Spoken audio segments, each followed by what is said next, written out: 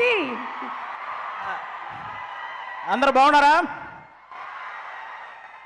Thank you so much. ఈరోజు ఈ సినిమాలో నేను కూడా ఒక చిన్న భాగం అయినందుకు ముఖ్యంగా ఫస్ట్ నేను వెంకీ అట్లూరి అన్నకు థ్యాంక్ యూ చెప్పుకోవాలి సీరియస్గా. ఎందుకంటే ఆయన ట్రావెలింగ్లో ఫస్ట్ సినిమా నుంచి నేను ఉన్నాను. వీటి గురించి మాట్లాడే ముందు నేను ఒక సినిమా గురించి మాట్లాడాలి. ఒక్క నెగిటివ్ రివ్యూ కూడా లేకుండా రివ్యూవర్స్ అందరి చేత హ్యాట్స్ ఆఫ్ అనిపించుకొని, ఆడియన్స్ అందరి చేత క్లాప్స్ కొట్టించుకొని, ప్రొడ్యూసర్ల చేత షబాష్ అనిపించుకొని, నెట్ఫ్లిక్స్ అనే ఒక పెద్ద ఓటీటీ సంస్థలో అంటే కొన్ని నెలల పాటు ట్రెండింగ్లో ఉంది. తర్వాత నేషనల్ అవార్డే వచ్చి ఇంట్లో ఉంది. ఆ సినిమా పేరు లక్కీ భాస్కర్. అది తీసిన డైరెక్టర్ మన వెంకీ అట్లూరి గారు. మామూలు విషయం కాదు. అప్పట్లో మాయాబజార్ అని, శంకరాభరణం అని, రుద్రవేణ్ అని ఇలాంటి క్లాసిక్స్ గురించి మనందరం మాట్లాడుకుంటాం.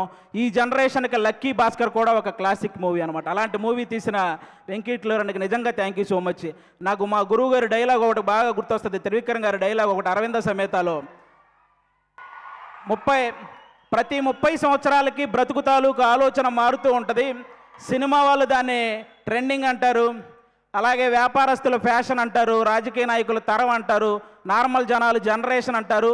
ప్రతి జనరేషన్లో ఒక గొప్ప థాట్ను ముందుకు తీసుకెళ్లే వాళ్ళని టార్చ్ బేరర్ అంటారు. ఈ జనరేషన్లో వెంకీ అట్లూరి అన్న కూడా నిజంగా టార్చ్ బేరర్ లాంటి వాళ్ళు. ఎందుకంటే చాలా గొప్ప గొప్ప థాట్స్. అంటే చదువు చెప్పిన గురువును గౌరవించుకోవాలి, అలాగే ఎంత బాగా చదివితే అంత రెస్పెక్ట్ మనకు వస్తుందనే ఒక గొప్ప థాట్ని ఈ జనరేషన్కి సార్ సినిమా ద్వారా ముందుకు తీసుకెళ్ళాడు. అలాగే వేగంగా, ఎక్కువ వేగంతో నడిపే బండి అయినా, వేగంగా వచ్చే రూపాయి అయినా ఏదో ఒక రోజు మనల్ని కింద పడేస్తుంది అని అత్యాశకు పోకుండా ఉన్న దాంట్లోనే ఎంత సంతోషంగా ఉండొచ్చు అనే గొప్ప కాన్సెప్ట్ని, ఆ థాట్ని మళ్ళీ లక్కీ భాస్కర్ సినిమా ద్వారా ముందుకు తీసుకెళ్ళాడు. ఈరోజు ఈ విశ్వనాథ్ అండ్ సన్స్లో సూర్య గారితో అంటే ఒక ఫ్యామిలీ సబ్జెక్ట్, అంటే మార్నింగ్ షో, ఫ్యాన్స్ షోకి కూడా ఫ్యామిలీతో సహా వెళ్ళొచ్చు అనే ఒక మంచి సినిమా ఈ థాట్తో ఈసారి ముందుకు రాబోతున్నాడు. అలాంటి వెంకీ అన్నకి అంటే అప్పట్లో మనకి సినిమా పోస్టర్ల మీద హీరో గన్ను పట్టుకుంటేనో, కత్తి పట్టుకుంటేనో, గొడ్డలు పట్టుకుంటేనో రికార్డులు కొల్లగొట్టిన పోస్టర్లు మనం చాలా చూసుంటాం. కానీ హీరో సింపుల్గా ఇన్సర్ట్ చేసుకొని జేబులో పెన్ను పెట్టుకున్న రికార్డులు తిరగరాయొచ్చు అని, అలాగే హీరో షేర్ మార్కెట్ గురించి చెప్పినా 100 కోట్లు షేర్ కొట్టొచ్చని, ఈరోజు హీరో ఒక చేతిలో పిల్లాన్ని పట్టుకొని ఆడించినా కూడా రికార్డులతో ఆడుకోవచ్చని చెప్పిన డైరెక్టర్ మన వెంకీ అట్లూరి అన్న. సితారా ఎంటర్టైన్మెంట్స్లో లక్కీ భాస్కర్ సినిమాకి ముందు, లక్కీ భాస్కర్ సినిమాకి తర్వాత అనేలాగా ఆ ప్రొడక్షన్ హౌస్ ఈరోజు ఉంది అంటే దానికి వన్ ఆఫ్ ద రీజన్. అలాగే తొలి ప్రేమ సినిమా హిట్ అయినప్పుడు దాని తర్వాత మిస్టర్ మజ్ను కానీ, లేకపోతే రంగ్దే కానీ ఇలాంటి సినిమాలు వస్తున్నప్పుడు వెంకీ అట్లూరి అనే డైరెక్టర్కి ప్రేమ, పెళ్ళి సబ్జెక్టులు తప్ప ఏమీ తెలియదు అని అన్న వాళ్ళకి అప్పుడు తీసాడు అసలైన ఆయుధాలు బయటికి. ఇక అప్పటి నుంచి అంటే ఒక స్థాయిలో ఆయన కొంచెం డిసప్పాయింట్మెంట్గా ఉన్నప్పుడు మన నాగవంశీ అన్న ఆయనతో నిలబడ్డాడు. ఈరోజు ప్రతి సినిమా విషయంలో నాగవంశీ అన్నని ఇంకో స్థాయిలో నిలబెడుతున్నాడు. అలాంటి సినిమాలు తీస్తున్నాడు. నాకు ఇంటి దగ్గర 2 అన్నయ్యలు ఉన్నారు, కానీ టీవీ పరంగా అభి అనే ఒక అన్నని, సినిమా పరంగా వెంకీ అట్లూరి అని అన్నని ఇచ్చినందుకు దేవుడికి థ్యాంక్స్ చెప్పుకుంటాను. నిజంగా థ్యాంక్ యూ సో మచ్ అన్న, థ్యాంక్ యూ. ఇంకా ఈ సినిమాలో పెద్ద పెద్ద ఆర్టిస్టులు చాలామంది చేశారు. లెజెండరీ యాక్ట్రెస్ రాధికా గారు ఉన్నారు ఈ సినిమాలో. నాకు ఇప్పటికీ నవ్వింది మల్లె చెండు సాంగ్లో ఆవిడ స్మైల్ కానీ, ఆ డ్యాన్స్ కానీ ఎప్పటికీ మర్చిపోలేని, ఇప్పటికీ అదే హైపర్ యాక్టివ్తో ఉంటారు ఆవిడ.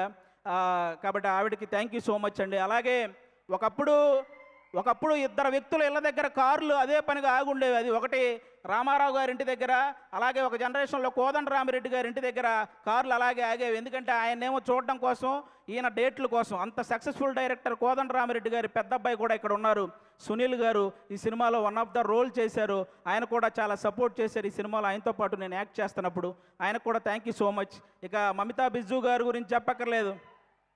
తమిళనాడు సీఎం గారితో యాక్ట్ చేశారు, ఆవిడతో కలిసి నేను యాక్ట్ చేశాను. ఇంకా అంతకుమించి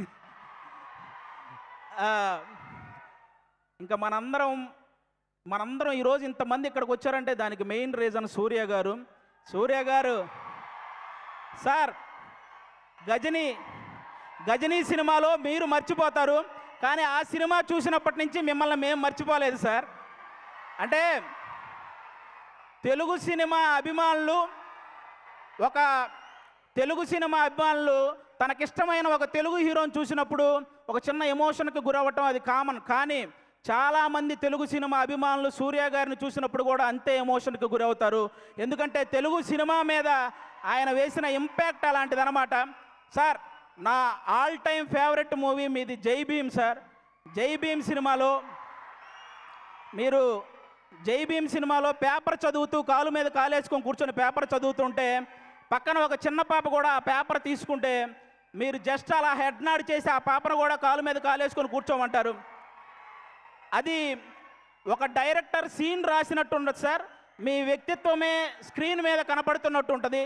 అది ఆ విషయంలో అందుకే అలాంటి వ్యక్తి కాబట్టి ఈరోజు ఎంతోమంది పేద విద్యార్థుల్ని ఇంజనీర్లుగా డాక్టర్లుగా తీర్చిదిద్దారు మన సూర్య గారు. ప్రపంచానికి వెలుగునిచ్చేది ఆ సూర్య భగవానుడైతే ఎంతోమంది పేదవాళ్ళ జీవితాల్లో వెలుగునిచ్చింది ఈ సూర్య భగవానుడు. కాబట్టి ఖచ్చితంగా మీరందరూ ఆ విషయంలో క్లాప్స్ కొట్టాలి.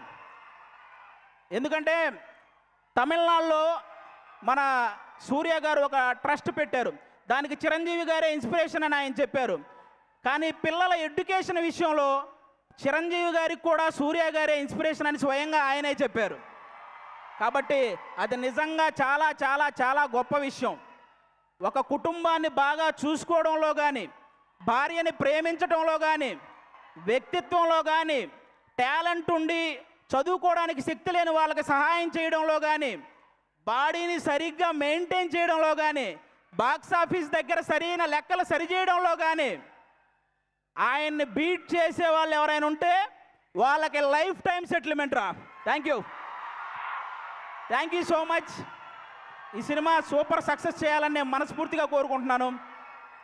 మా వెంకీ అట్లూరి అన్నకి ఈ సక్సెస్లు ఇలాగే వస్తూ ఉండాలని, అలాగే సితారా ఎంటర్టైన్మెంట్స్లో నేను కూడా ఎక్కువ సినిమాలు చేశాను. అది నాకు కూడా ఒక హోమ్ ప్రొడక్షన్ లాగా. ఆ ప్రొడక్షన్లో కూడా సక్సెస్లు ఇలాగే మొన్న లెనిన్తో ఎలాగైతే సక్సెస్ వచ్చిందో ఈ సినిమా కూడా అంతే బ్లాక్ బాస్టర్ అవ్వాలని మనస్ఫూర్తిగా కోరుకుంటున్నాను. 6 గంటలు స్టేజ్ చేయటం ఎంత కష్టమో ఆ స్టేజ్ మీద 3 గంటలు ఎంటర్టైన్ చేయడం కూడా చాలా కష్టం. సుమగారికి కూడా thank you so much. And మీ ఇక్కడ అక్కడ వేయలేదు 6 గంటలు కాబట్టి ఒకవైపే ఉన్నాయి మెట్లు. ఇంకో 6 గంటలు ఇచ్చుంటే 2 వైపులు మెట్లు వేసేవాళ్ళు. థ్యాంక్ యూ సో మచ్ ఆది గారు యాంకరింగ్ రంగంలోకి రానందుకు. ఓకే.